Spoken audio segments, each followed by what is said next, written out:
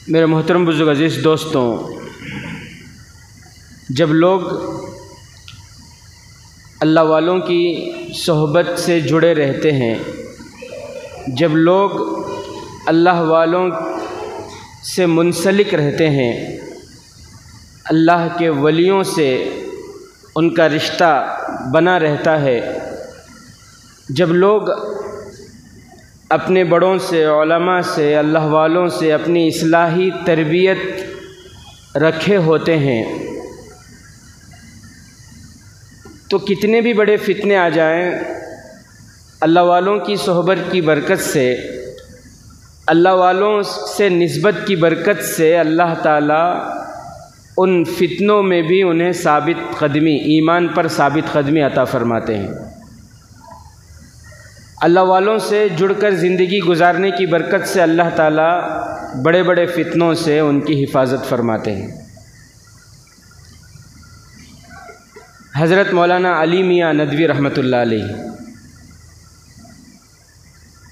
हज़रत शेखुल हदीस हज़रत मौलाना ज़करिया रहमतुल्लाह अलैह बहुत बड़े अल्लाह वाले गुज़रे हैं। मदरसा मज़ाहिरुल उलूम सहारनपुर, जहाँ आप गुज़िश्ता साल गए थे, कहाँ की जमात है? गुजरात की। तो सहारनपुर का जो मदरसा है मज़ाहिरुल उलूम सहारनपुर, वहाँ के शेखुल हदीस थे हज़रत मौलाना ज़करिया रहमतुल्लाह अलैह। फ़ज़ाइल आमाल जिनकी लिखी हुई किताब है,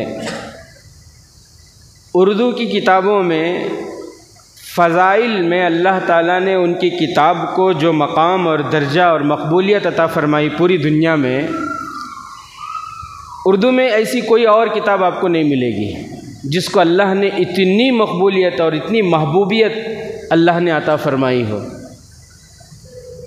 फ़ज़ाइल में फ़ज़ाइल आमाल का कोई मुकाबला नहीं, और मसाइल में बेहश्ती ज़ेवर हज़रत मौलाना अशरफ अली थानवी रहमतुल्लाह अलैह की किताब, उसका कोई मुकाबला नहीं। तकरीबन हर ज़ुबान में आपको ये किताब मिल जाएगी फ़ज़ाइल आमाल। और अल्लाह ने उम्मत के एक बड़े तबक़े को इससे इस्तिफ़ादे का मौका दिया। आज भी लोग इस किताब से इस्तिफ़ादा हासिल कर रहे हैं। तो लिखने वाले कौन थे? शेखुल हदीस हज़रत मौलाना ज़करिया रहमतुल्लाह अलैह। तो मैं ये उस वक्त की बात कर रहा हूँ जब हज़रत शेखुल हदीस हज़रत मौलाना ज़करिया रहमतुल्लाह अलैह और शेखुल इस्लाम हज़रत मौलाना हुसैन अहमद मदनी रहमतुल्लाह अलैह, ये दोनों हज को जाने का इरादा किए। हज को जाने वाले थे, हज को जाने की तैयारी कर रहे थे, हज को जाने का इरादा था। तो इन दोनों ने हज़रत अली मियाँ नदवी रहमतुल्लाह अलैह को इरसाल भेजा, एक मकतूब ख़त भेजा कि हज़रत शेखुल हदीस हज़रत मौलाना ज़करिया रहमतुल्लाह अलैह ने ख़त भेजा कि हम हज पे जा रहे हैं, आप भी आ जाओ। हम हज के लिए जा रहे हैं, आप भी आ जाओ। जो भी ज़ादो राह है, मतलब ख़र्चा है, वो मैं बर्दाश्त कर लूँगा। हज़रत ज़करिया रहमतुल्लाह अलैह ने फरमाया कि वो मेरे ज़िम्मे है, बस आप आ जाओ ताकि हम तीनों मिलकर हज करके आएँ। हज़रत अली मियाँ नदवी रहमतुल्लाह अलैह, हज़रत अली मियाँ नदवी, हज़रत मौलाना अली मियाँ नदवी रहमतुल्लाह अलैह, वो अपने शेख, अपने पीर, अपने मुर्शद, उनसे मशवरा किए बग़ैर कोई काम नहीं करते थे। अपने उस्ताद से, अपने पीर से उस्ताद मशवरा किए बग़ैर कोई काम नहीं करते थे। मेरे अज़ीज़ साथियों, आज तो हम लोग खुद गर्ज़ हैं, अनानियत हमारे अंदर है कि जो मन में आए वो करो, किससे क्या पूछना है, हमें जो सही लगता वही सही है। हमें हमारे दिल में आ गया कि ये सही है तो वो सही है, हमें किसी से पूछने की कोई ज़रूरत नहीं है। मैं बड़ा, मुझसे बड़ा कौन, ये ज़हनियत आपको किसी अल्लाह वाले में नज़र नहीं आएगी। ये ज़हनियत आपको किसी मुस्लिह के अंदर, जितने भी इस्लाह हो चुके जिनके, उनके अंदर नज़र नहीं आएगी। इंसान जब तक अल्लाह वालों से नहीं जुड़ेगा, उसके नफ्स की इस्लाह मुमकिन ही नहीं। उसके नफ्स की इस्लाह मुमकिन ही नहीं। और जब अल्लाह वालों से जुड़ते हैं, नेक लोगों से जुड़ते हैं, फिर अल्लाह तबारक व तआला उनके नफ्स की इस्लाह करते हैं, उनकी तरबियत भी फरमाते हैं और उनके अंदर जो सलाहियत है उस सलाहियत से अल्लाह ताला उम्मत को फ़ायदा पहुंचाते हैं। तो हज़रत अली मियाँ नदवी रहमतुल्लाह अलैह, हज़रत मौलाना अशरफ अली थानवी रहमतुल्लाह अलैह का तो यही काम था। हज़रत मौलाना अशरफ अली थानवी रहमतुल्लाह अलैह फरमाते थे, फ़िक़्ह पढ़ना हो तो रशीद अहमद गंगोही के पास जाकर पढ़ लो, और अपने आप को इंसान बनाना है, अपने आप को इंसान बनाना है, इंसान बनना है तो मेरी खानखा में आ जाओ।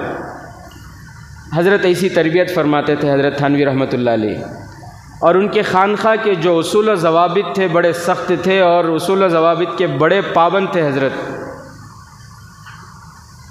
अल्लाह ने ऐसा उनसे काम भी लिया। एक मरतबा हज़रत मौलाना हुसैन अहमद मदनी रहमतुल्लाह अलैह उनसे मुलाकात के लिए थाना भवन तशरीफ़ ले गए।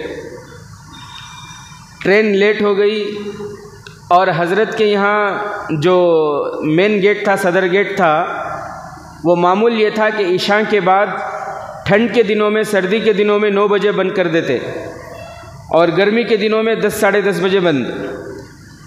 हज़रत मौलाना हुसैन अहमद मदनी रहमतुल्लाह अलैह मुलाकात के लिए आए। ट्रेन लेट हो गई तो जिसकी वजह से 12-1 बजे पहुँचे और उनके उसूल व ज़वाबित मालूम थे, उनका मिजाज मालूम था कि सख्त मिजाज के और सख्त उसूलों के पाबंद। तो इसलिए हज़रत ने किसी को जगाने की ज़हमत नहीं दी, वहीं गेट पर सो गए। सुबह को तहज्जुद के लिए जब उठे हैं, तहज्जुद में उठकर जो है जाकर हज़रत से मुलाकात किया। हज़रत ने इनको देखा तो सीने से लगा लिया। थानवी रहमतुल्लाह अलैह ने इनको सीने से लगाया और सीने से लगाकर फरमाया कि आपके आने से खानखा में बरकतें का इजाफ़ा होता है, आपके आने से खानखा की रौनक बढ़ती है। आपको किसने कहा वहाँ आप सो गए? तो बहरहाल मेरे अज़ीज़ साथियों, अल्लाह वालों से क़रीब होंगे तभी हमारे आमाल की इस्लाह होगी, हमारे नफ्स की इस्लाह होगी और हम बनेंगे अंदर से, हमारे आमाल के अंदर सुधार आएगा। वरना इंसान ख़ुद अपने हवाले हो जाता है तो फिर ख़ुद गर्ज़ हो जाता है वो, यानी जो दिल में आए वो करो। तो मैं ये बता रहा था कि शेखुल हदीस हज़रत मौलाना ज़करिया रहमतुल्लाह अलैह और शेखुल इस्लाम हज़रत मौलाना हुसैन अहमद मदनी रहमतुल्लाह अलैह दोनों हज के लिए जा रहे थे। तो इन दोनों ने हज़रत मौलाना अली मियाँ नदवी रहमतुल्लाह अलैह को ख़त लिखा कि आप हमारे साथ आ जाएं। हज़रत मौलाना अली मियाँ नदवी रहमतुल्लाह अलैह ने फरमाया कि ठीक है, पहले मैं अपने उस्ताद से, अपने शेख से पूछ लूँ, अगर वो इजाज़त देते तो मैं आ जाऊँगा। हमें तो इजाज़त लेने की ज़रूरत नहीं है, हमारे साथ ऐसा मामला है तो इसमें पूछना क्या, हज को जाने भी पूछना क्या। हमें तो इत्तिला देते हैं, हमें क्या करते हैं, इत्तिला देते हैं। देखो वीज़ा लगाया था, पासपोर्ट वीज़ा सब कुछ हो गया, अब मैं उम्रे के लिए जा रहा हूँ, बस दुआ करो, आओ हज़रत दुआ कर डालो। मेरा जाना सही है या नहीं, मैं जाऊँ या ना जाऊँ, कौन पूछता है? ये पूछता कोई? तो अली मियाँ नदवी रहमतुल्लाह अलैह ने फरमाया कि मैं अपने शेख से पूछ लूँ। हज़रत गए रायपुर, शेख अब्दुल कादिर रायपुरी रहमतुल्लाह अलैह हज़रत के शेख थे, हज़रत उनसे बैयत थे और हज़रत के खलीफा थे अली मियाँ नदवी रहमतुल्लाह अलैह। हज़रत के पास गए और जाकर कहा कि हज़रत हज के लिए बुला रहे हैं, क्या मैं हज पे चला जाऊँ? तो हज़रत रायपुरी रहमतुल्लाह अलैह ने फरमाया कि क्या मेरे रोकने से तुम रुक जाओगे? मेरे मना करने से तुम रुक जाओगे, हज पे नहीं जाओगे मेरे मना करने से? तो हज़रत अली मियाँ नदवी रहमतुल्लाह अलैह ने फरमाया कि हज़रत आप मेरे उस्ताद हैं, आप मेरे शेख हैं, पीर हैं, आप मना करेंगे उसमें ज़रूर कोई मसलियत होगी, आपके मना करने से मैं क्यों नहीं रुकूंगा? आप 100 बार भी मना करेंगे, मैं 100 बार रुकूंगा। मैं अगर आप मना करेंगे तो मैं नहीं जाऊंगा। हज़रत ने फरमाया कि इस वक्त मुनासिब नहीं है। भाई हज के लिए कौन रोकता है? हज के लिए कौन रोकेगा? मस्जिद बनाने के लिए कौन रोकेगा? मदरसे बनाने के लिए कौन रोकेगा? उम्रे के लिए कौन रोकेगा? लेकिन जब नफली हज से, नफली उम्रे से भी ज़्यादा कोई अहम मामला पेश हो, जब उससे भी कोई अहम मामला दरपेश हो, तो फिर उस वक्त नफली हज छोड़कर, नफली उम्रे छोड़कर, मस्जिद बनाना छोड़कर, मदरसे बनाना छोड़कर, वो जो अहम काम है उस काम को करना सबसे ज़्यादा सवाब है। उस वक्त उम्रे करना सवाब नहीं है। ये बात समझना है मेरे अजीज़ साथियों। इस वक्त जो हालात हैं वो ये हैं, अभी गुज़िश्ता दिनों में मैं एक न्यूज़ पढ़ रहा था, कौन सी वो न्यूज़ थी, मिल्लत टाइम वगैरह कोई न्यूज़ थी, जिसके अंदर ये था कि अभी जो महीने चल रहे हैं, इन महीनों के हिसाब से उन्होंने बताया कि महाराष्ट्र में ये हालत है कि हर महीने में 50 से 60 बच्चियां मुर्तद हो रही हैं। 50 से 60 हर महीने का डेटा बता रहे हैं, नहीं हर दिन 2-3 बच्चियां मुर्तद हो रही हैं। अब ये मुर्तद होने का कोई नया तो मसला नहीं है, हम देख रहे हैं अपनी आंखों से। कह देना बहुत आसान है, फलां बच्ची, मोहल्ले का ये हो गया है। उन्होंने ऐसी जालें बिछाई हैं और हमने दीन से ऐसी लापरवाही इख्तियार की, कुरान से दूर हुए, नबी की सुन्नतों से दूर हुए, मस्जिदों से दूर हुए, अल्लाह वालों से दूर हुए, अपने बच्चों को ना कुरान से क़रीब किया, ना हदीस से क़रीब किया, ना मकतबों से क़रीब किया, ना मदरसों से क़रीब किया। बस दुनिया के हवाले, टीवी के हवाले, सीरियल के हवाले और माहौल के हवाले उनको हमने कर दिया। तो जिसका नतीजा ये है कि आज घर घर में बच्चियां मुर्तद हो रही हैं। आज हमारी कौम की बच्चियां इस्लाम का दामन छोड़कर गैरों का दामन पकड़ रही हैं। आज हमारी बच्चियां बड़ी होकर कॉलेजों से और फिर अपने मोहल्लों से भागकर गैरों के साथ भाग रही हैं और उनके साथ शादियां रचा रही हैं। ये हो रहा है आज। ऐसे माहौल में, जबकि मोहल्ले का ये मसला है, ऐसे माहौल में नफली हज करना, ऐसे माहौल में नफली उम्रे करना, अल्लाह की कसम बहुत से माँ बाप ऐसे हैं जो अपने बच्चियों के लिए शादी का इंतज़ाम करने की ताकत नहीं है, इंतज़ाम नहीं कर पा रहे हैं। और आप बर्थडे के नाम पर करोड़ों रुपए खर्च कर रहे हो, आप शादी के नाम पर लाखों रुपए खर्च कर रहे हो, आप दिखावे के लिए उम्रे पे उम्रे, हर साल उम्रा कर रहे हो, आप हर साल हज पे जा रहे हो। ये गरीब बच्चियां कल क़यामत के दिन, ये हज करने वाले, नफली हज करने वाले, ये दिखावे के लिए उम्रा करने वाले, ये शादियों में दावतों के नाम पर लाखों रुपये उड़ाने वाले, ये बर्थडे के नाम पर फजूल खर्ची करने वाले, कल क़यामत के दिन ये बच्चियां उनका दामन पकड़ेंगी और कहेंगी, अल्लाह अगर ये पैसे हमारे ऊपर खर्च करते तो हम रंडी बनने से बच जाते, हमारा निकाह सुन्नत तरीक़े के मुताबिक हो जाता। अगर ये पैसे फजूल खर्ची में खर्च करने के बजाय हमारे ऊपर खर्च करते, हमारे बीमार माँ बाप का इलाज हो जाता। ये बच्चियाँ कल क़यामत के दिन छोड़ने वाली नहीं, याद रखें। तो बहरहाल मेरे अजीज़ साथियों, उस वक्त हज़रत मौलाना अली मियाँ नदवी रहमतुल्लाह अलैह ने पूछा कि हज़रत हज के लिए जाना। हज़रत ने फरमाया कि नहीं, आपको हज पे नहीं जाना। रुक गए। हज़रत फिर करूं क्या? हज़रत ने फरमाया कि एक कमरा रायपुर में हज़रत ने किराए पर लिया कि इसका किराया मैं अदा करूंगा, और घर वाले से फरमाया कि आप मेज़बान से कहा कि आप इनके खाने पीने का पूरा इंतज़ाम कर दें। उस वक्त सऊदी अरबिया में, सऊदी में कादियानियों ने बहुत ज़्यादा काम करना शुरू कर दिया था। कादियानियों के बहुत से मुबल्लिग सऊदी अरब पहुंच चुके थे और धीरे धीरे वहाँ के यूनिवर्सिटियों में, वहाँ के कॉलेजों में और जगह जगह उन्होंने अपनी किताबें और अपनी दावत शुरू कर दी थी और वहाँ के लोगों का वो दिमाग ख़राब करना शुरू कर चुके थे। ये फितना वहाँ पे सर उठा रहा था। कादियानी बोले मालूम ना। तो हज़रत रायपुरी रहमतुल्लाह अलैह ने हज़रत अली मियाँ नदवी रहमतुल्लाह अलैह से फरमाया कि ये कमरा आपका है, आपको यहाँ रहना है और यहाँ रहकर आपको तहफ़्फ़ुज़ ख़त्म नबूवत पर किताबें अरबी में किताबें लिखनी है। सऊदी अरब में कादियानियों ने अपनी दावत ज़ोर व शोर पर शुरू कर दी है, वहाँ के लोगों का दिमाग ख़राब करना शुरू कर दिया है। ख़त्म नबूवत की हिफाजत ये ज़रूरी है, वहाँ के लोगों के ईमान को बचाना ज़रूरी है। ये बहुत अहम काम है, इसलिए आप हज को नहीं जाएंगे, आप क्या करेंगे?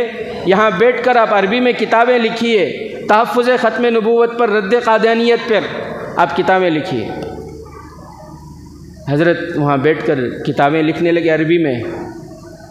कुछ ही महीनों के बाद वो किताबें सऊदी अरब पहुँची। हज़रत अली मियाँ नदवी रहमतुल्लाह अलैह के उन किताबों से वहाँ के लोगों ने इस्तिफ़ादा किया और फिर अल्लाह ताला ने उनकी किताबों को वो मकबूलियत अता फ़रमाई कि सऊदी अरब के यूनिवर्सिटियों में, कॉलेजों में, वहाँ के मकतबों में, मदरसों में ये किताबें पहुँची। वहाँ के लोगों ने ये किताबें पढ़ी तो उनको कादियानियों की हकीकत मालूम हुई कि ये कैसे डाकू हैं जो नबूवत पर डाका डाल रहे हैं, अल्लाह के नबी की नबूवत पर डाका डाल रहे हैं। फिर वो लोग वहाँ के उलमा अक़ीदा तहफ़्फ़ुज़ ख़त्म नबूवत पर पक्के हुए, पुख्ता हुए और कादियानियों को वहाँ से भगाया और सऊदी अरबिया में कादियानियों के लिए नो एंट्री लगाई। अल्लाह ने इतना बड़ा काम लिया उनसे। फिर जब हज का मौसम आया तो हज़रत शेख अब्दुल क़ादिर रायपुरी रहमतुल्लाह अलैह ने फरमाया कि चलो अब हज पे चलना है। अब जब हज़रत के साथ हज के लिए गए, अरब वालों को मालूम हुआ कि वो अली मियाँ नदवी आ रहे हैं जिन्होंने किताबें लिखी और जिनकी किताबें पूरी सऊदी अरब में फैली, जिनकी किताबें यहाँ के यूनिवर्सिटियों में आज भी आप वहाँ के इब्तिदाई जो क्लासेस हैं उन क्लासों में आप देखें तो हज़रत अली मियाँ नदवी रहमतुल्लाह अलैह की किताबें पढ़ाई जाती हैं आज भी। तो जब अरब वालों को मालूम हुआ कि हज़रत अली मियाँ नदवी रहमतुल्लाह अलैह आ रहे हैं जिन्होंने पूरे सऊदी अरब से कादियानियों का ख़ातिमा फ़रमाया, जिन्होंने अपने किताब के ज़रिए यहाँ के उलमा के जो है अक़ाइद और पक्के किए, मजबूत किए, जब उनको मालूम हुआ तो सब मुलाक़ात के लिए हुजूम, जमात की जमात, शेखों की जमात आ रही है, मशाइखों की जमात आ रही है, लेक्चरर की जमात आ रही है, प्रोफेसरों की जमात आ रही है, मदरसों के मुहतमिम आ रहे हैं, उलमा आ रहे हैं, सब मुलाक़ात के लिए आ रहे हैं। जब काबे की जो चाबी जिस ख़ानदान के पास है और क़यामत तक रहेगी, उनको जब मालूम हुआ कि अली मियाँ नदवी रहमतुल्लाह अलैह आ रहे हैं तो वो हाजिर खिदमत हुए और उन्होंने आकर हज़रत अली मियाँ से ये नहीं कहा कि आप आएँ आपके लिए दरवाज़ा खोलेंगे, उन्होंने ये कहा कि हज़रत आप बताइए कि आपको कब फुर्सत है, कब मौका है, उस हिसाब से हम आईडी बनाएंगे और काबे की चाबी आपके हवाले करेंगे, आप जब चाहें काबे के अंदर दाखिल हो जाएंगे, काबतुल्लाह के अंदर आप जब चाहें दाखिल हो सकते हैं। जब इंसान अल्लाह वालों से मिलकर रहता है, जुड़कर रहता है, नेक लोगों की सोहबत इख्तियार करता है तो अल्लाह ताला उससे ऐसे काम लेते हैं। हज़रत को वह चाबी अता की गई। हज़रत जब पहली मरतबा काबतुल्लाह के अंदर जाने के लिए सीढ़ियों पर चढ़ रहे थे तो हज़रत गिर गए सीढ़ियों से, हज़रत सीढ़ियों से गिर गए। लोगों के सोचने के ज़ाविये अलग अलग होते हैं, लोगों के सोचने का जो नज़रिया होता है वो दो किस्म का होता है। हमारे जैसा कोई गुनहगार होता तो क्या कहता, कितने बदनसीब हैं, देखो काबे के अंदर जाने के लिए सीढ़ी पर चढ़े तो गिर गए, अंदर भी दाखिल नहीं हो पाए। कुछ लोग तो ऐसा सोचते हैं। मक्खियाँ हैं ना, मक्खियाँ भी दो किस्म की होती हैं। कुछ मक्खियाँ वो होती हैं जो गंदगी पर बैठती हैं, गोबर पर बैठते हैं, इंसानों के गोबर पर, जानवरों के गोबर पर, गंदगी में, गलाजत में बैठती हैं। कुछ मक्खियाँ वो होती हैं। कुछ मक्खियाँ वो होती हैं जो फलों पर और फूलों पर बैठती है, उसका रस चूसती और शहद बनाती है। तो इंसान भी दो किस्म के होते हैं। कुछ अच्छा सोचते हैं, जिनके पेट में गलाजत होती है, हलाल नहीं हराम पहुंचती है, तो उनके जहनों में फिर गंदे सोच, गंदे ख्याल, गंदी बातें। तो हमें शहद की मक्खियों की तरह बनना है, अच्छा सोचना है। तो हज़रत गिर गए, अल्लाह का करना ऐसा हुआ कि हज़रत गिर गए। तो शेख अब्दुल कादिर रायपुरी रहमतुल्लाह अलैह ने फरमाया कि अली मियाँ तो कितना खुशनसीब है, अली मियाँ तो कितना खुशनसीब है, गिरा भी गिरा तो अल्लाह के दर पे गिरा, गिरा भी गिरा तो कहाँ गिरा, अल्लाह के दर पे गिरा। लोग कहाँ कहाँ गिरते हैं, तू गिरा तो काबे पे गिरा, अल्लाह के दर पे गिरा, तो कितना खुशनसीब है। बहरहाल उसके 1-2 दिन बाद फिर हज़रत फिर काबे के अंदर दाखिल हुए। तो मेरे अज़ीज़ साथियों, मैं जो आपसे कहना चाह रहा हूँ वो ये कि देखो, अल्लाह ने अगर आपको माल दिया है ना, तो आप ख़ुदगर्ज़ी मत कीजिए, अनानियत मत कीजिए, अपने नफ्सी ख्वाहिशों में उसे फ़ुज़ूल ख़र्ची में मत उड़ाइए। अल्लाह ने अगर आपको माल दिया है तो आप अपने अंदर ईसार पैदा कीजिए, हमदर्दी पैदा कीजिए, कोशिश कीजिए कि आपका माल दूसरों के काम में आ जाए, दूसरों की मदद हो जाए, गरीब की, यतीम की, मिस्कीन की, पड़ोसियों की, रिश्तेदार में जो गरीब है उनकी, ज़रूरतमंदों की ज़रूरत में लग जाए। ये अपने अंदर हौसला पैदा कीजिए, ये नीयत आप पैदा कीजिए। वरना अज़ीज़ साथियों, देखिए शरीयत में कुत्ता पालना क्यों नाजायज़ है? भाई कुत्ता पालना जायज़ है क्या? भाई बोलो, कुत्ता पालना जायज़ नहीं है ना कुत्ता पालना। क्यों? इसलिए कि कुत्ते के अंदर अनानियत होती है। कुत्ते के अंदर क्या होती है? अनानियत बोले तो मालूम, मैपना। अनानियत बोले तो मैपना, खुद गर्जी, यानी मैं क्या सोचता हूँ वो छोना, मैं जो चाहता हूँ वो छोना, इसे कहते खुद गर्जी। कुत्ते के अंदर अनानियत होती है, कुत्ते के अंदर खुद गर्जी होती है। और कुत्ते की सिफत तो ये है, अगर हाथी को शिकार कर ले कुत्ता, हाथी को शिकार कर लिया, हाथी मर गया, बताओ ये कुत्ता पूरे हाथी को खा सकता है? नहीं खा सकता। लेकिन फिर भी उसकी ख्वाहिश ये होती है, ये हाथी मेरी गली में सड़ जाए, बदबू आ जाए, कीड़े पड़ जाए, दूसरे गली के कुत्ते को नहीं खाना। ये कुत्ते की ख्वाहिश होती है, ये कुत्ते की सिफत होती है। भाई हाथी की नहीं होती। इंसान जो जानवर पालता है, उस जानवर के जो सिफ़ात हैं वो सिफ़ात उस जानवर में मुंतकिल होते हैं, उस इंसान के अंदर मुंतकिल होते हैं। ऐसा भी होता है कि इंसान की सिफ़ात भी जानवर के अंदर आए, ऐसा भी होता है। इसीलिए देखें, हज़रत आदम अलैहिस्सलाम से लेकर मेरे और आपके आका अहमद मुज्तबा शाफ़ी महशर साक़ी कौसर जनाब आका मुहम्मदुर रसूलुल्लाह सल्लल्लाहु अलैहि वसल्लम तक जितने भी अंबिया दुनिया में तशरीफ़ लाए, हर नबी बकरियां चराए हैं। क्यों? इसलिए कि बकरियों के अंदर ईसार है, बकरियों के अंदर आजिज़ी है, बकरियों के अंदर तवाज़ो है, बकरियों के अंदर हमदर्दी है, बकरियों के अंदर हमदर्दी होती है। आप एक बकरे को जब डालते हैं ना, जब उसे पत्ते डालते हैं तो वो पत्ते, कुछ पत्ते खाकर दूसरे बकरियों का इंतज़ार करती है, तो ये हमदर्दी बकरियों के अंदर होती है। एक अल्लाह वाले थे,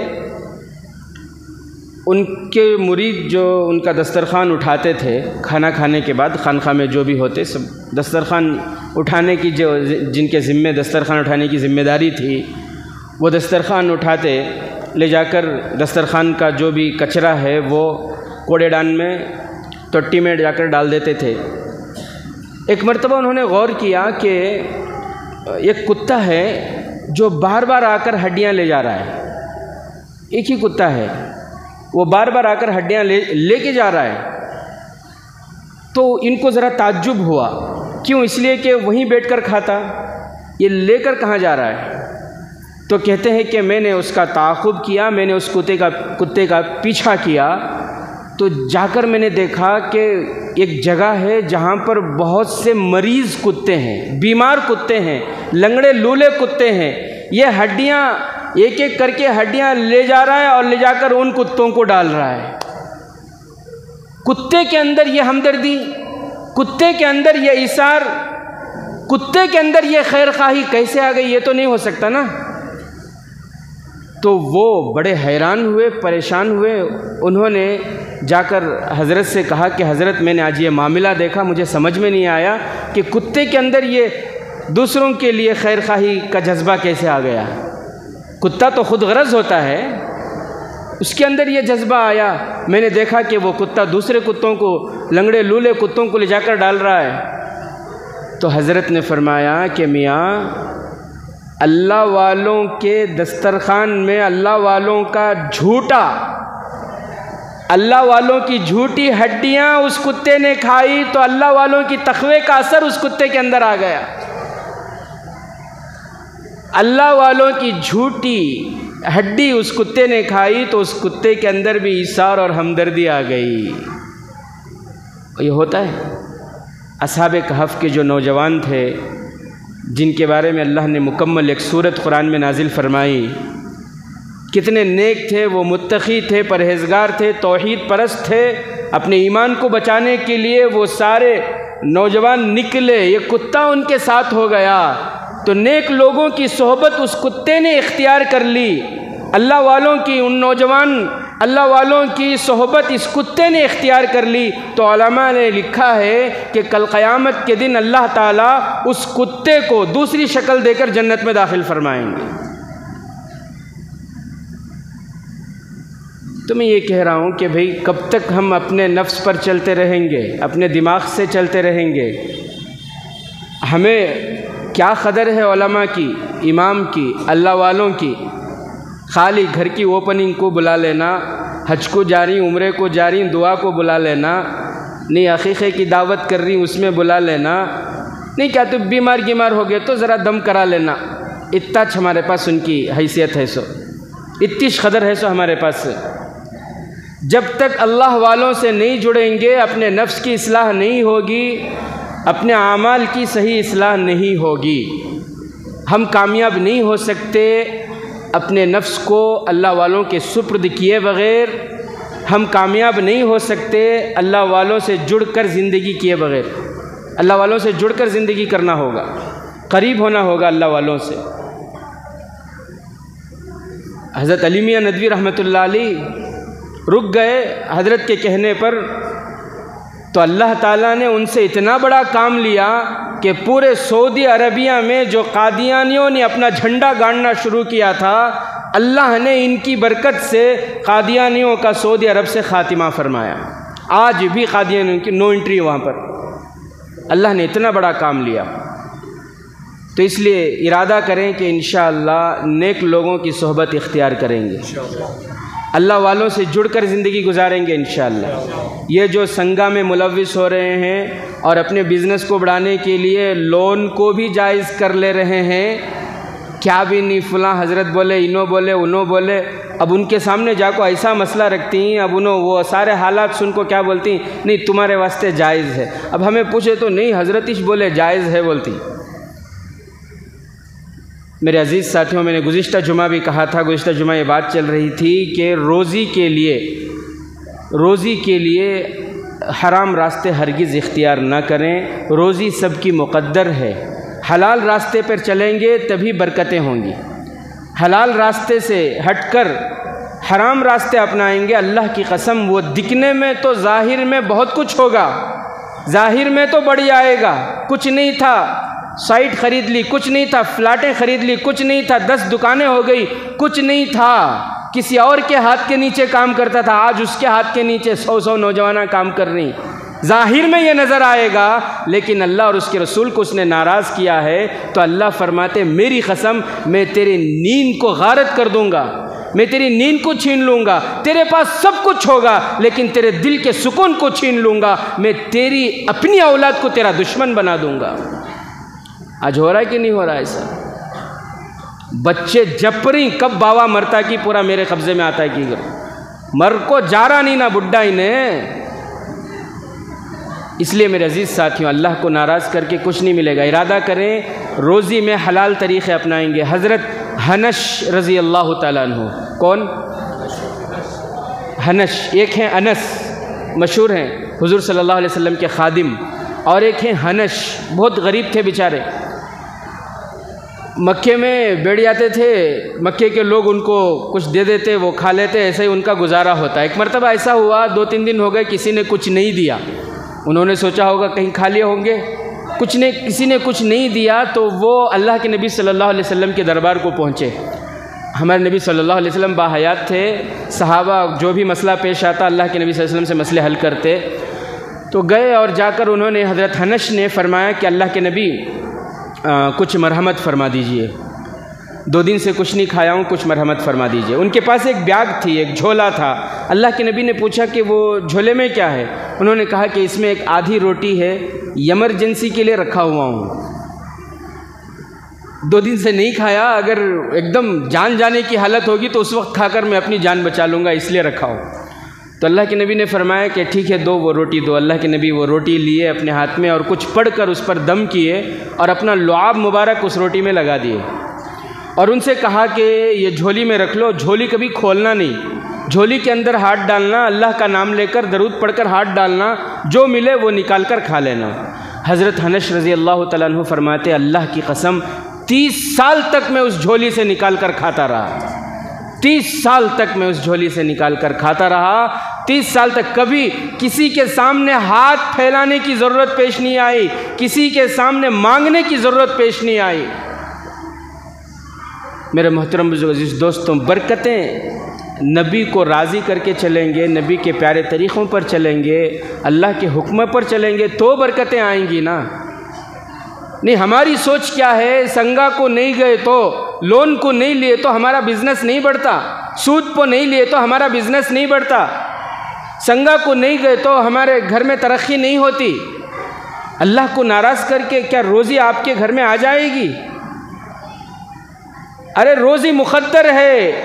एक बात अच्छी तरह याद रखें, जो अल्लाह गली के कुत्तों को खिला रहा है, जो अल्लाह खिंजरों को खिला रहा है, जो अल्लाह यहूदों को खिला रहा है, काफिरों को, मुशरिकों को खिला रहा है, अरे वो लईन, वो मलऊन, वो मग़ज़ूब जो मस्जिद अक़सा पर कब्ज़ा किए हुए हैं, ऐसे काफिरों को, ऐसे यहूदियों को, नसारा को जो अल्लाह खिला रहा है, पिला रहा है, रोज़ी पहुँचा रहा है, वो अल्लाह उसके मानने वालों को, उसके नबी के मानने वालों को रोज़ी नहीं पहुंचाएगा। ईमान हमारा कमज़ोर है, ईमान अल्लाह उस पर ईमान हमें मजबूत करने की तौफ़ीक़ नसीब फरमाए। अल्लाह ताला हमें मस्जिद से, कुरान से, हदीस से, अल्लाह वालों से करीब होकर जुड़ कर ज़िंदगी गुजारने की तौफ़ीक़ अता फ़रमाए। आमीन व आखिर दावाना अल्हम्दुलिल्लाहि रब्बिल आलमीन।